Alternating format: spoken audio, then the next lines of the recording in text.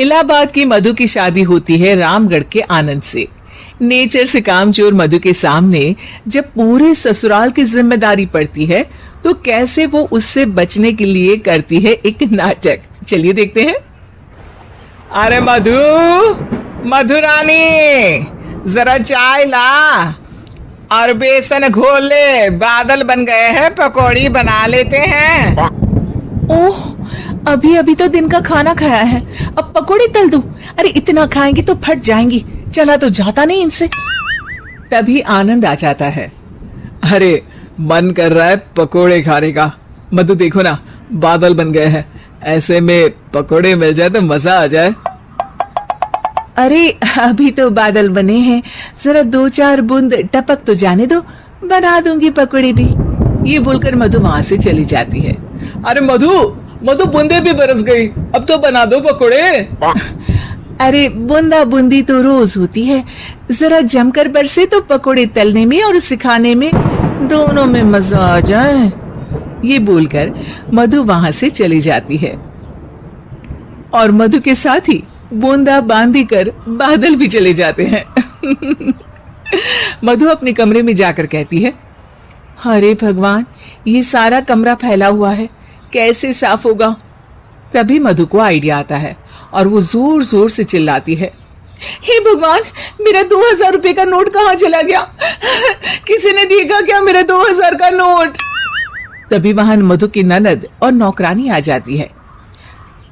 अरे भाभी, मैं देख देती हूँ। कैसे देखोगी दीदी, सारा कमरा तो गंदा पड़ा है। अरे हटो ना, मैं साफ किए देती हूँ, मिल गया तो दे दूंगी। अब ननद और नौकरानी 2000 नोट के चक्कर में पूरा कमरा साफ कर देती है और नोट नोट खोया हो तब तो मिले। खैर, ये तो छोटे मोटे ट्रिक्स थे जो मधु काम से बचने के लिए करती, लेकिन अब आना था मधु का मास्टर स्ट्रोक, जिस पे वो अब सिर्फ बैठकर खाने के चक्कर में थी, और वो भी सास को ऑर्डर दे देकर। कैसे, चलिए देखते हैं। एक फ्रेम में एक फोटो है जिसमें सास की सास यानी कि मधु की दादी सास, मोटी बिंदी, काला मोटा चश्मा, कॉटन की साड़ी और चेहरे पर रौब। वहां उसी फोटो के नीचे खाट पर बैठी मधु, और मधु का गेटअप बिल्कुल वैसा ही था। मधु दादी सास की भूमिका में कहती है, अरे चंदावती, चंदा रानी, जरा चाय दे मलाई मारकर। मधु की सास यानी कि चंदावती कहती है, अरे इस नाम से तो सिर्फ मुझे मेरी सास बुलाया करती थी, ये कौन है देखूं तो जरा। अब सास मधु को अपने सामने अपनी सास की भूमिका में देखकर जोर जोर से हंसती है।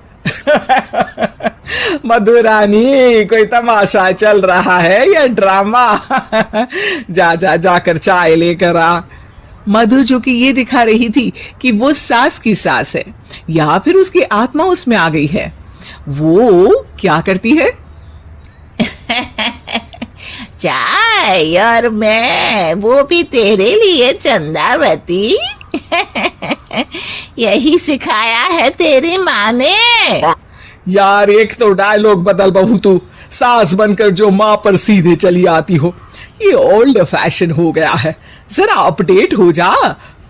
और वैसे तू कुछ भी बन, उसके पहले चाय लेकर आ। अभी सास कुछ बोलती कि वहां मधुर के ससुर आ जाते हैं। वो मधु को देखते ही पागल सा हो जाते हैं। माँ, मेरी माँ, माँ तू वापस आ गई। अरे धत तेरी की, अभी एक का नाटक खत्म नहीं हुआ कि दूसरा आ गया। अरे हद है, तेरी जबान तो चलती ही जा रही है, सामने मेरी माँ बैठी है। अरे इनका चेहरा देखने को तरस गया था मैं, मेरी माँ वापस आ गई। ये देख, मेरी माँ आ गई। ये नहीं कि देसी घी के लड्डू बनाए बस जबान चला रही हो। अरे जाने ते धनकलाल, इसे तो शुरू से ही बोलने की तमीज नहीं है। मेरी तो आदत हो गई है दब दब कर रहने की। नहीं नहीं माँ, ऐसे कैसे, ये सब करेगी। अच्छा मैं दुकान जा रहा हूँ, शाम को तेरी पसंदीदा गर्मा गर्म जलेबी और समोसे लेकर आऊंगा माँ। ससुर वहां से चली जाते हैं। अब बेचारी सास अपनी ही बहू के नाटक में फंसकर सारा दिन सारी रात काम करती। लेकिन कब तक? एक दिन की बात है। बेटा आनंद, मेरे तो हाथ पैर सब दर्द हो रहे हैं, मुझसे नहीं होता इस उम्र में इतना काम। हाँ माँ, तू ठीक कह रही है। वैसे भी माँ, दादी को तो मरे अभी सिर्फ 5 साल हुए हैं, फिर मधु कैसे दादी हो सकती है? अरे वही तो बेटा, मैं तो ये सोच रही थी कि कहीं दादी मधु के रूप में तो पैदा नहीं हो गई।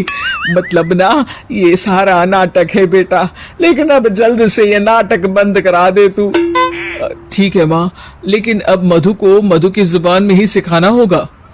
दोनों माँ बेटा कुछ बात करते हैं और अगले दिन सास मधु का बड़ा सा सोने का हार गले में डालकर घूम रही होती है। मधु जैसे ही अपना हार सास के गले में देखती है, परेशान हो जाती है।